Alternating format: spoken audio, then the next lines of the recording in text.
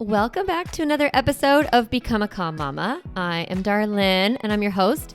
And today I want to talk about perfectionism. I know I talked about it on the podcast before, but this came up recently on a coaching call with one of my clients, and she was, feeling really heavy about what her child was going through and, kind of down about it. And she said, well, what am I doing wrong? What am I doing wrong? What did I do wrong in the past? Why is this happening?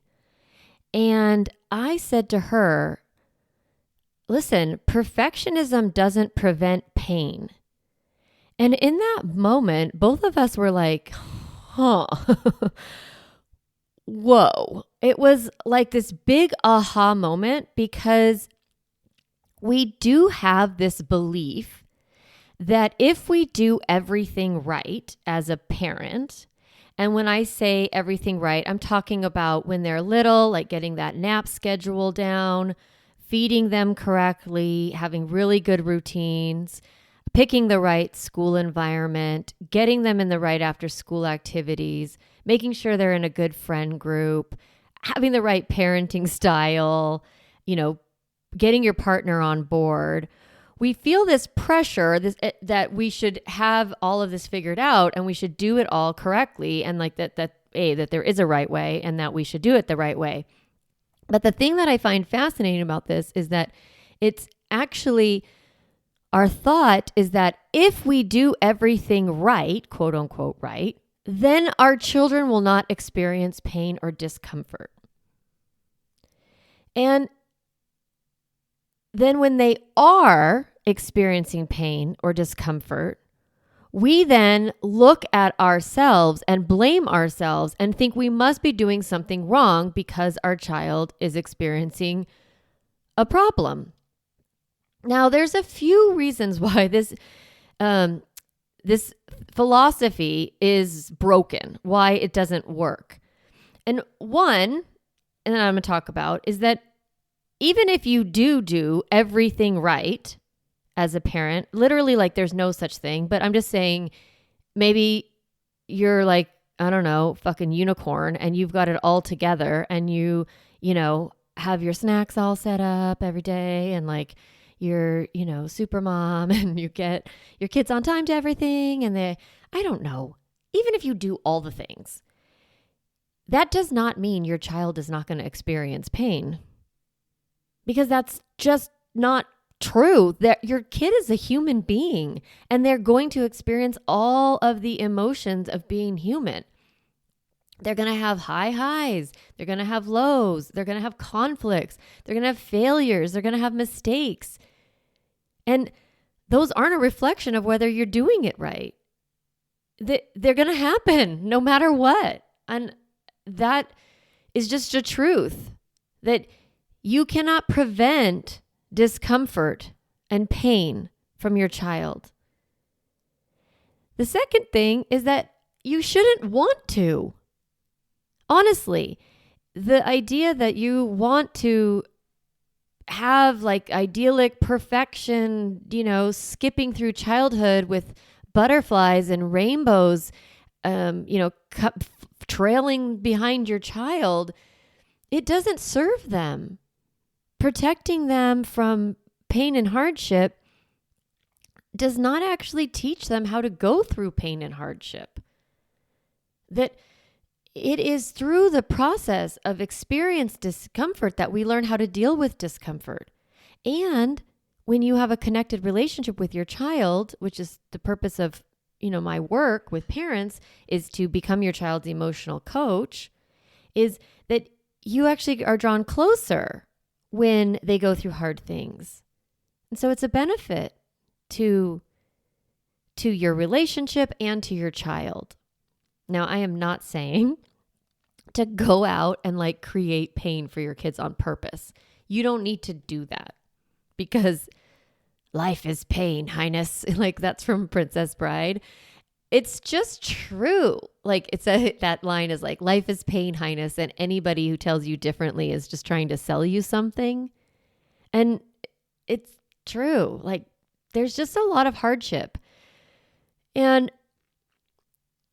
the hardship is not a problem, nor is it a reflection on you or your parenting. Now, you don't come from this philosophy in a vacuum, right? We have a society that believes that we should be like, it's all on parents, right? That we've all bought into this idea that if a kid is struggling, it must be the parent's fault. And when your kid is struggling and something's going on, especially in adolescence, but even when they're little, like if they're hitting and they're 5 and they're still hitting little kids, or they're not potty trained, or, they're really picky eaters or something like that, it is like everyone looks like, well, what's wrong with the parents? And I think you do that to yourself, that you also are like, what's wrong with me? I must be doing something wrong. Now, there's best practices in parenting. There's ways to, parent your kids that will result in better emotional health, right? And that's what I teach in my courses and, in my programs. But the purpose, and I hope I never give you this impression that I'm promising a pain-free life. No, I'm helping you understand how to deal with that pain, how to almost use it in a way that makes things healthy for your family, like using the like lemons into lemonade kind of thing. Because again, like, you cannot prevent shitty circumstances from happening. And that's just how it is. Now, let me think about like what I mean by shitty circumstances that you can't prevent. Like, for example, you can't prevent an accident. That's like the nature of an accident is it's like not preventable, right? It happens. You might work really hard to prevent a divorce, but you might come to a point in your relationship with your partner where you're not wanting to be married with them anymore.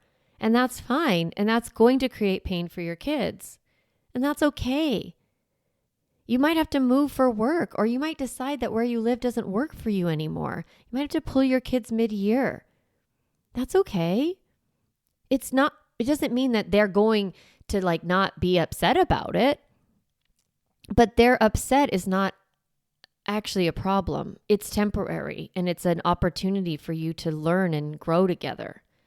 There might be changes in their friend group. You can't control other people's friends. Other people's kids and how they relate to your child. You can't even control your child's personality, the way they show up in the world. You just have very little power over that.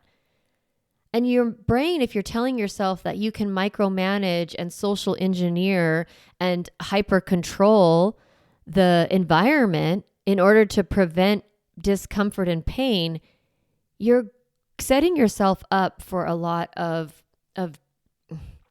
guilt. Honestly, that's a lot of times where the guilt happens. Because when the bad thing happens and our child feels bad, if we've convinced ourselves that it's our job to make sure our children don't experience hardship or pain, then when they experience it, we're going to feel guilty. Right? That's when mom guilt comes in. It's like, oh, I should have been there. I should have done this. What am I doing wrong? I must not be doing it right. And that panic sets in, and then you don't actually show up for your kids in the way that you want to. It's just not true that if your child is struggling that you haven't done something right. Now, what happens is if you're thinking that you should be preventing pain, then when pain happens, you're going to put more pressure on yourself, right? You're going to say like, oh, I need to work harder. I need to be better. I need to like not take care of myself. I need to be more present with my kids. And yes, maybe you do need to like be more present with your kids, get off your phone and, pay attention. Like, sure. But even if you were always paying attention to them and like eyes on the ball, your kid may still get hit by the ball. And that pressure, it can be suffocating, and we can be very brutal on ourselves as women and as moms. And when you're berating yourself, even just a little bit, it actually doesn't help your kids. Because when you are making the thing that's going on in their life that is hard for them, when you're making it about you and how you need to like do better, you're actually not paying attention to your child. You're stuck in how their thing impacts you and your identity as a mom more than how the hard thing is impacting your kid. And so then you're not really showing up for your child and supporting them in the hard thing because you're in your own head. Now, I don't want, if you're doing this and you're like, beating yourself up and you're, like looking at your parenting and your child's behavior and you're wondering like, what did I do wrong? And, how can I fix it? And all of that. Like, what I hope you take away from this episode is that you might not have done anything wrong. Like, honestly, it could just be circumstantial. And that this is just what your child's journey is going to be like. And hopefully you feel a little bit more free to be in the present moment and not be in the past looking back at what you didn't do, or be in the future about like all the things you're going to start doing.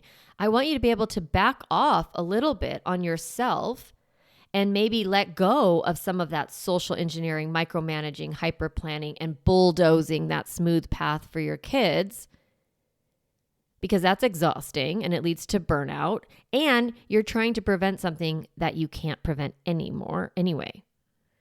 So it's like you can't prevent pain, nor should you want to. So hard things are going to happen with your kids.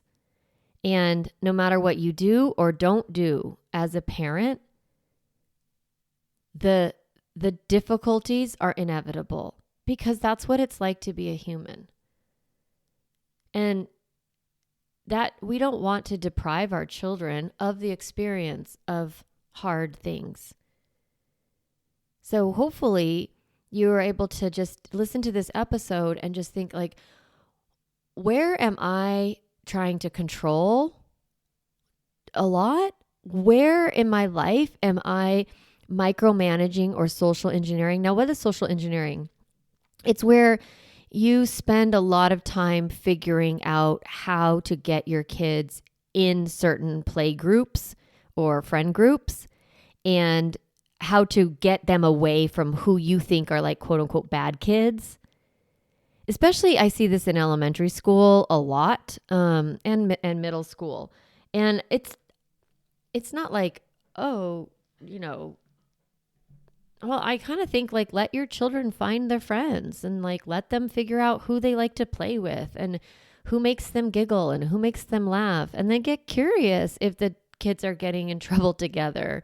And if your child is attracted to that kind of friend, that might be something you want to get curious about and connect with them on and find out why they find it interesting to play that way, whether it's being mean or, playing aggressively or, whatever kind of shenanigans that kids come up with.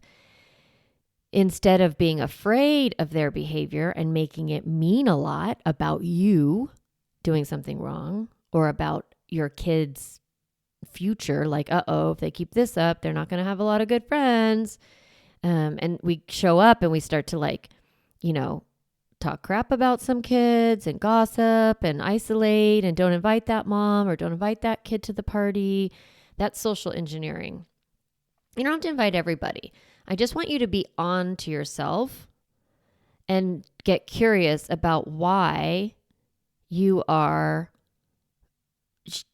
making the choices that you're making as a parent. Like, why are you, so concerned about what your child eats? Or why are you so concerned about who they play with? Why are you so concerned about whatever it is that's on your mind? And wondering, like, am I trying to prevent some sort of pain? Now, the answer is probably yes. Because as a parent, of course, you want to, protect your child and, ensure that they're okay. Which is not a problem. I don't want you to stop doing that. But I want you to realize that even if you do it all and it is all like perfect, your child may still experience pain. And it doesn't mean that you've done something wrong or bad. And if you find yourself in a lot of anxiety about your child and their well-being and what's going on and, where they're at, you might be actually uncomfortable with their discomfort. You may be finding it hard to watch your child struggle, to watch your child suffer, to watch your child, be hurt. And of course you do. You're a parent. But I want you to know that if you're finding it hard to, let them cry or let them be sad or let them experience some sort of hardship, like not make the team because they didn't practice, or not make the team even if they did practice, not be invited to the party or whatever kind of experience. If you find yourself sort of blaming all the other parents or, telling your child, well, it's because you're not a very nice kid, or, getting on your own case about it, like, oh, it's because I didn't invite that one kid to the party, and whatever's happening, like when you are going back in your own mind and excusing or blaming or, feeling bad, that is indicative that you are not comfortable with your child's just letting them have that bad, painful experience. I call this being a compassionate witness. Instead of trying to be the solver of all the emotional problems and trying to prevent all the emotional problems, instead being honest that they happen and being okay with them happening, when your child is in emotional pain or discomfort, and then helping them through it. That's what our role is. It's not to bulldoze and make sure everything is just fine and perfect. We can do good things for our children and take care of them the best we can. And when bad things do happen, when hard things happen, when pain comes up, you don't have to make it mean anything about you and your parenting. Instead, make it more about what your child is going through, actually paying attention and narrating. Yeah, it is hard when you don't get a good grade after you've studied, or it is painful when your friends choose to do something, on the playground without you. It is hard to, want to have a snack and not be able to have the snack that you want. Yes, of course. So we can validate their pain and their emotion. And most of the time that is enough to validate it. And then you can just kind of say, well, what do you want to do with this pain? Do you want to go for a walk? Do you want to play? Do you want to draw a picture? Do you want to, do you want to scream in this pillow? Do you want to jump up and down and get all of our, our big feelings out of our body? You can give them some strategies of how to cope with that emotion. And that comes from being calm about their negative emotion, being okay. That's why I say be comfortable with your children's discomfort. Because when we are comfortable with it and we can look at it like it's temporary, which it is, emotions are temporary, hard things are temporary, that they pass. And so when we're a little more less involved, like emotionally less involved, we still have compassion. We can still narrate what's happening for them and name it, but we're not making it about us. That's really what it means to be, a compassionate or, practicing connection with our kids. And if we are doing things in order to prevent that pain, and then when that pain comes up, it makes us feel uncomfortable, we're missing the opportunity to use our children's pain, emotional pain, discomfort, frustration, sadness, hurt, whatever it is. We're missing the opportunity to coach them through it, to give them tools to manage those feelings. Those feelings are going to come no matter what, because that's what it means to be a human being. That's just what we do. We have feelings. And so if you are looking at your child's feelings and their pain and you're making it about you and what you have or haven't done, you're going to be focused more on yourself and not on your kid. So that's why I wanted to share this episode with you and really help you. Kind of the takeaways are being able to understand that it is actually not your responsibility to prevent discomfort or hardship or pain. It's just not your job. It's not in the description of being a parent. It's your responsibility is to help your children when they are experiencing discomfort. It's not to prevent it. So it's not your responsibility to prevent pain. It's not possible to prevent pain. And you don't want to prevent pain because pain is the teacher. And it also is the thing that grows you both closer together. Yeah? Okay. So I want you to think about all the things that I've shared, and I would love to, if you want to if you got this in an email, you can reply to the email, your thoughts about this. Maybe you disagree. You can tag me in Instagram or, DM me, message me.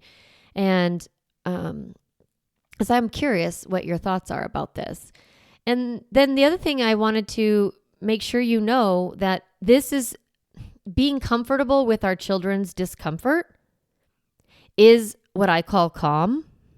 And it's also learning to be comfortable with our children's behavior and not let it activate us and all of that, right? That's what calm is all about. And then Connect in my program is about helping our children navigate emotional discomfort and emotional pain. And I teach you the tools that you become their coach so that they can go through their big feeling cycles and come out on the other side with more awareness and more skills and able to self-regulate. So that's the crux of what I teach in the Raise Emotionally Healthy Kids class. The next session of that is a 3-month course that I teach live and, in a small group setting. The next course of that starts March 15th. We're meeting Wednesdays at 11 a.m. Pacific. So 11, 12, 1, 2 p.m. Eastern. And I'll be walking you through all the tools in calm and how to calm yourself, how to regulate your own emotions, and then giving you the tools to become your kid's emotional coach, how to help them move through their big feeling cycles. You get the Calm Kid Toolkit, which is a very comprehensive set of tools that you can teach your kids to how to manage their feelings. But they're super fun and easy. And then how to set limits and how to follow through on consequences without using pain or punishment. So that's the crux of the class. And it's, like I said, it's over 12 weeks. It's $999. There is a payment plan. And the cool thing is that you start with that 3 months with me, and then you're mentored by me for the entire 9 months afterwards. So you're with me for an entire year. So you learn all the material, and then you have 9 additional months to practice and get coached by me, come and ask questions in the Q&As and things like that in the Calm Mama Club. So it's kind of a 2-for-1. You get the course, which is taught live by me, and you get an additional 9 months of support. So it's a full year program. So for $999, you get coached for a year by me, which is really great. So I can't, we're finishing up the first group right now, or we're halfway through right now. And they're just, the lessons and stuff that they're learning are so great. And their kids are calmer, and they're calmer, and there's less yelling, and there's a lot more peace, and they have all these strategies, and their kids are learning about their feelings and talking about their feelings. It's really cool. So I invite you to join that. You can find out more about it and get on the wait list. The doors open for that class, I think, March 3rd. So that's when you can sign up. And it's first come, first serve. I'm only taking 10. And that starts, so you have to get on the wait list. Wait list gets, first access. And you can get on the wait list at calmmamacoaching.com, and then you'll see the Healthy Kids course, and you can click on that and join the wait list.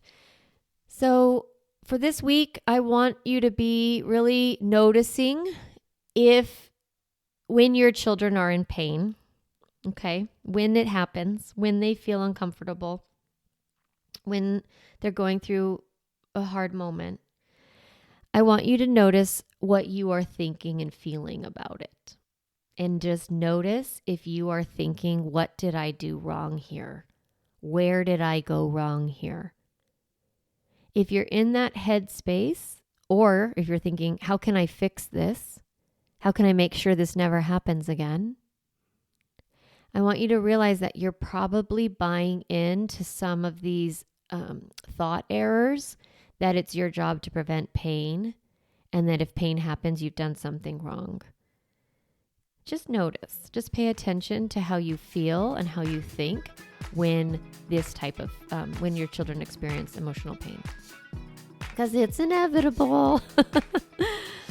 All right. I hope you have a really great week, and I will talk to you next week. Hey, Mama, if you enjoyed this podcast episode, I want to encourage you to do 2 things. The first is go to my website, calmmamacoaching.com, and get a copy of the Stop Yelling cheat sheet. You'll get a step-by-step breakdown of the most important tool I teach, which is the pause break.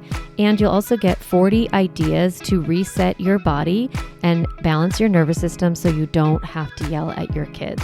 You can get a copy of that, again, at my website, calmmamacoaching.com/stop yelling.